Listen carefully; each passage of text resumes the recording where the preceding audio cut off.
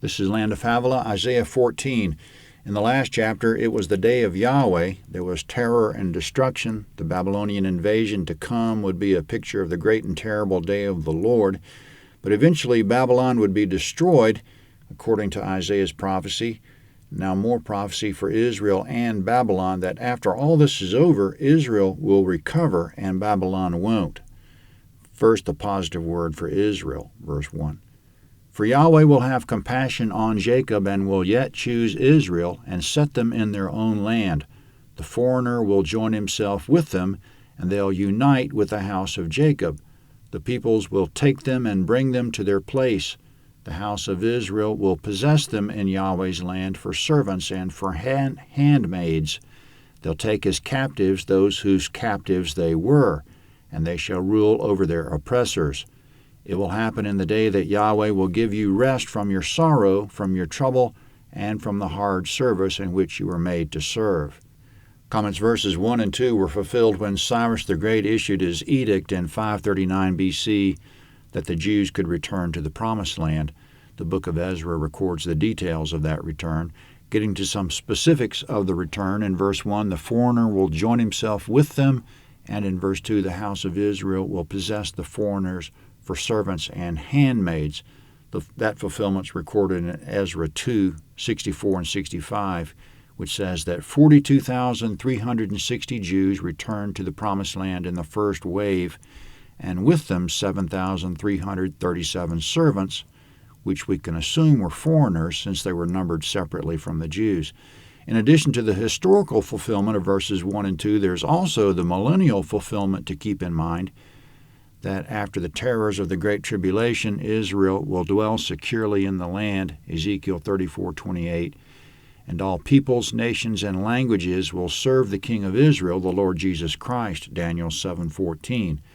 And in Isaiah 60, verse 12, in that time, quote, that nation and kingdom that will not serve you shall perish, end quote. The prophecy of Deuteronomy 28:13 will come to pass, speaking of Israel's place among the nations, quote, Yahweh will make you the head and not the tail, end quote. In verse 1, the foreigner will join himself with Israel. We have to wonder if that's speaking of believing Gentiles joining themselves to Israel in the millennium. They'll unite with the house of Jacob in verse 1. But now coming up, it won't turn out so well for Babylon. Babylon will be ruined. Speaking of Israel, verse 3, that you'll take up this parable against the king of Babylon and say, how the oppressor has ceased, the golden city has ceased.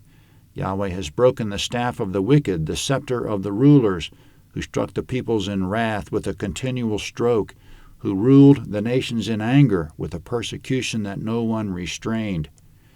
Comment in verses 4 to 6, the restored Israel will take up a parable or saying against the king of Babylon, how your oppression is ceased. Oppression is a thing of the past for Israel. Isn't it remarkable how the tables have turned, they're saying. Your staff and scepter are broken with which you struck the nations in anger and with which you persecuted them. Now, verse 7, the whole earth is at rest and is quiet. They break out in song. Yes, the cypress trees rejoice with you, with the cedars of Lebanon, saying, since you're humbled, no lumberjack has come up against us. Comment in verses 7 and 8, the whole earth is at rest, including Lebanon just to the north of Israel, because the Babylonian kingdom has been destroyed. The fulfillment of it is in history past, that Babylon was destroyed as a kingdom, and in prophecy of the millennium, that mystery Babylon will be destroyed. In verse 8, no lumberjack has come against the cedars of Lebanon since Babylon fell, which is a metaphor that the earth is at rest. Coming up, there's a long taunt against the king of Babylon. He's dead and descends to Sheol in the coming verses, and the dead there taunt him mercilessly. Particularly dead kings rise up from their thrones in Sheol to get a look at him and make fun of him. Underneath it also seems to be a prophetic taunt of Satan, because at the beginning of the millennium he'll be bound for 1,000 years and cast into the abyss, Revelation 20, verses 2 and 3. So let's keep the king of Babylon and Satan in mind, that both of them are being taunted in Sheol in the coming verses. Verse 9, Sheol from beneath has moved for you to meet you at your coming. It stirs up the departed spirits for you, even all the rulers of the earth. It's raised up from their thrones all the kings of the nations. They all will answer and ask you, have you also become as weak as we are? Have you become like us?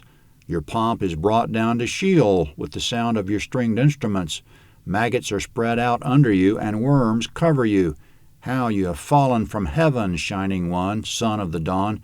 How you're cut down to the ground, who laid the nations low. You said in your heart, I'll ascend into heaven. I'll exalt my throne above the stars of God. I'll sit on the mountain of assembly in the far north.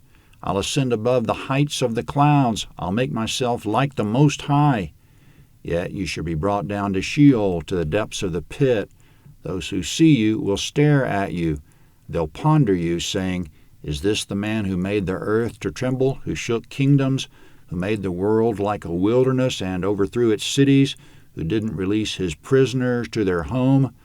All the kings of the nations sleep in glory, everyone in his own house. But you're cast away from your tomb like an abominable branch, clothed with the slain, who are thrust through with the sword, who go down to the stones of the pit, like a dead body trodden underfoot. You'll not join them in burial because you've destroyed your land, you've killed your people. The offspring of evildoers will not be named forever. Prepare for slaughter of his children because of the iniquity of their fathers, that they not rise up and possess the earth and fill the surface of the world with cities. I'll rise up against them, says Yahweh of armies, and cut off from Babylon name and remnant, and son's son, says Yahweh. I'll also make it a possession for the porcupine and pools of water. I'll sweep it with the broom of destruction, says Yahweh of armies.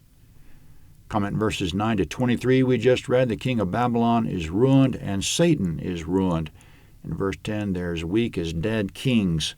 In verse 11, their pomp is now maggots and worms.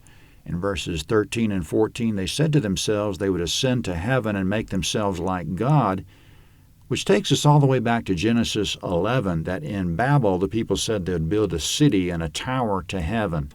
The theme of Babylonian-style pride and rebellion against God runs from there to the end of history. But in verse 15, the king of Babylon and Satan are brought down to Sheol.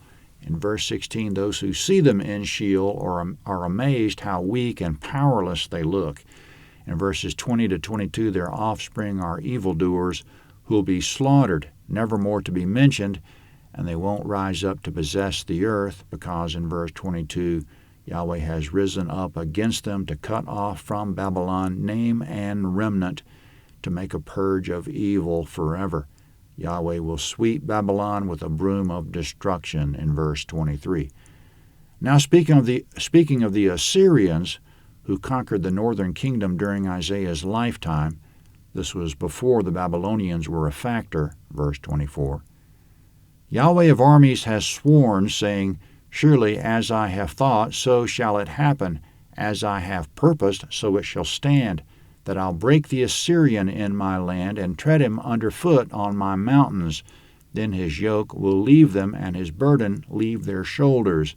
This is the plan that's determined for the whole earth. This is the hand that's stretched out over all the nations. For Yahweh of armies has planned, and who can stop it? His hand is stretched out, and who can turn it back? Comment verses 24 to 27, Yahweh's plan, which cannot be stopped, is that he'll break the Assyrian in his land, in verse 25, and over the whole earth, in verse 26. He'll free the land from Assyrian oppression. The ancient fulfillment of it was that the Babylonians conquered the Assyrians in 605 BC, and the future fulfillment of it, the breaking of the oppressive yoke over the whole earth in verse 26, will be when Christ returns to defeat his enemies and set up the millennial kingdom in Zion. It'll happen in verse 27. God's hand is stretched forth on the matter. Who can turn it back? In verse 24, surely it shall happen. So it shall stand. Whatever God thinks, so shall it be. Now concerning another oppressive nation, how about those Philistines who've been oppressing Israel off and on for so long? Isaiah received this prophecy against Philistia in the year King Ahaz died, verse 28. This burden was in the year that King Ahaz died. Don't rejoice, O Philistia, all of you, because the rod that struck you is broken, for out of the serpent's root an adder will emerge, and his fruit will be a fiery flying serpent. Comment in verses 28 and 29, Philistia, don't rejoice because the Assyrians have been defeated, because it's only going to get worse for you.